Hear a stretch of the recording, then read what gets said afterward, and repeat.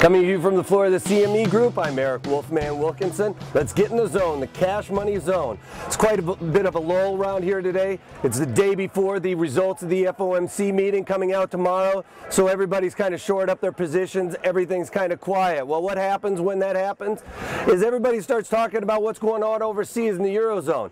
We got this Vox report that came out. It's a blog, and they got a couple of great points that's going on about what's going on Spain versus the rest of the Eurozone. All right, Spain has a lower debt to GDP than France, Germany, and the UK all together, or not combined, but each of those individual countries. Well, why are they in such a dire strait? Well, it has to do with their labor union. All right, their labor force is two separate entities. You basically have the temporary workers and the incumbent workers. All right, at the start of all this, take a guess what their unemployment rate was. 8%.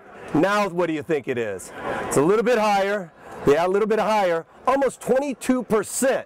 Why? Because during the good times, all these temporary workers managed to get in to the incumbent, or basically on a nice job, or a union is what we would call it here during the Franco regime. Basically, Franco likes the big businesses and stuff like that. So those companies that can hire on the incumbent workers have a higher cost to let go all the incumbent workers or the unions. So basically, anybody who is a temporary worker gets laid off. Out of 1.6 million people that have been laid off since the Great Recession, 1.4 of them temporary workers. That's a major problem. Now, what are they trying to do to solve all this? They're trying to basically take some of the higher cost to the companies that hired on these long-term employed people, because they take a great big huge cut if they lay off the incumbent workers. So basically all the temporary workers just get cut off.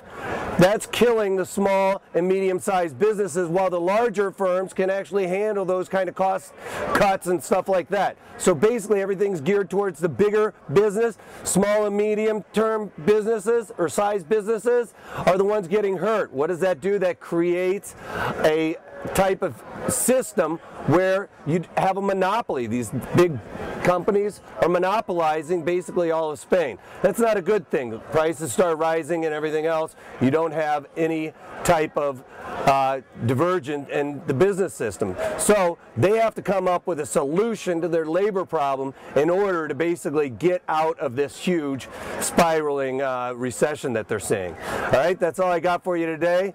If you can't take that, take it easy.